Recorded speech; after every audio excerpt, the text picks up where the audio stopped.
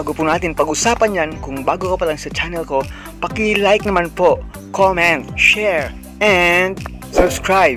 At huwag kalimutang i-hit ang ating button bell para ma-notify po kayo sa ating mga bagong upload. Isang magandang araw mga ka-agri, mga kalakatan.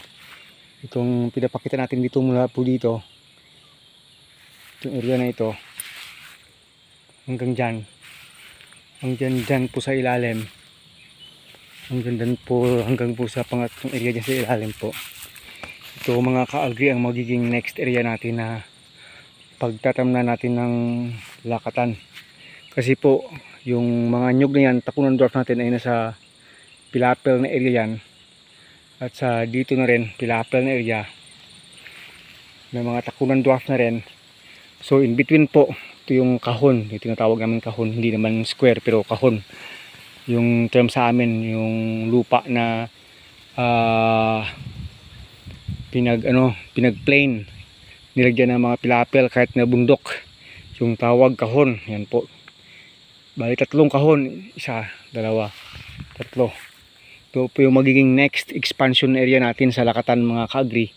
At tinatayan natin makakapasok dito siguro abutin ng mga aabot siguro ito ng mga 300 na puno hanggang 400, kasi hindi na natin maximize po talaga yan dito kasi dahil may mga nyug na.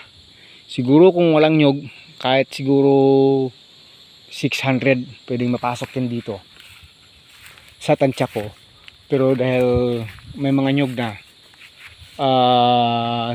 hindi na yan makakaya. Mga 300 to 400 na lang siguro. Yung gagawin po natin dito in the near future, clearing po ito ng herbicide. Kukunin natin yung kardaba na yan, transfer na lang yan sa ibang area, at magki-clearing tayo dito, lalong na po ganito, clearing lahat yan dyan hanggang sa ilalim.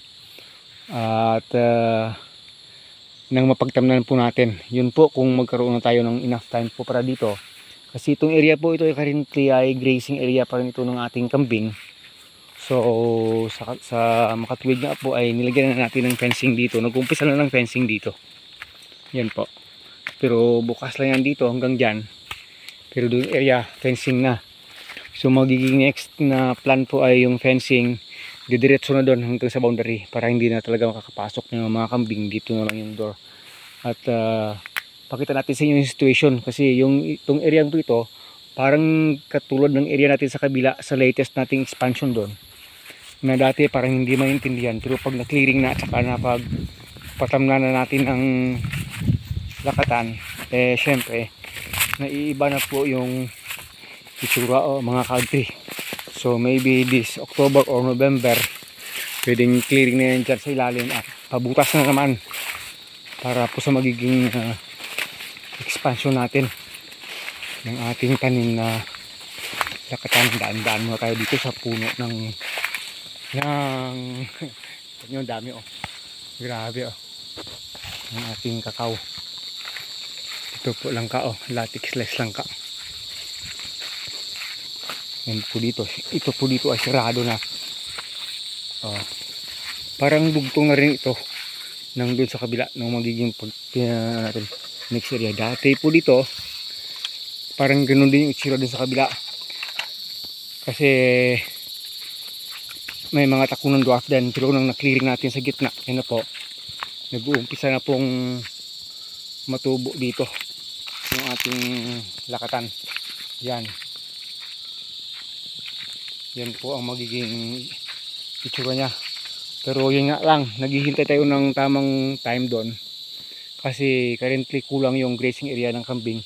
Hinihintay natin yung ating mga napier grass dito na lumaki at saka gumanda na, para mga ka-agri pwede na ma-start doon, na ma-enclose talaga doon. Yung tinanim natin dito, gano'n na po sila kalaki, pero problema ay palaging umuulan, kaya medyo yung iba nahuli matubo medyo nasobrahan ng ulan. Baka yung iba ay masisira pa yan, magre-replant tayo uli. Pero ganito, namula sa sobrang ulan.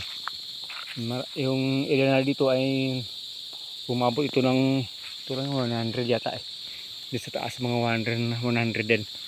Doon sa ilalim po tatay, may tanim na yan dyan, kaso lang hindi pa masyadong malinis. Inuna kasi namin yung napier grass sa mga pilaper na matamnan. Yun po. Yan po, yung napier grass na yan. Para pag talagang pwede na ready na yan sa harvesting ay talagang may enclose na doon sa kabila. Pagtanggal na talaga. Kasi hirap kami dito pag walang kumpay para sa ating mga kambing.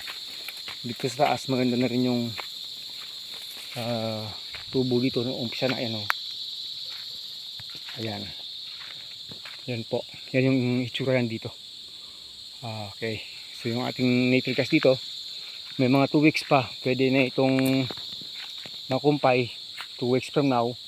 Ibig sabihin, 2 weeks from now, pwede nang mag-enclose doon at mag-clearing talaga mga ka-agree. So yun po. Pinakita lang natin yung area doon sa kabila, yung magiging next lakatan expansion natin habang may time pa, habang umuulan pa, habang may magagawa pa, habang mayroon pa tayong mga planting materials, gagawin na po talaga. Kasi time element po habol natin sa pagtatanim ng lakatan. Kasi itong lakatan kasi, pag itinanim, ang tagal po kasi nitong magbunga. 7 months hanggang 1 year pa ito magbubunga. Kahit dito, umpisa na siya magtubo. Pag medyo sagabal na itong napier grass, kukunin na rin natin diyan dito yung medyo malapit. Pag medyo maging sagabal na siya sa ating sagingan.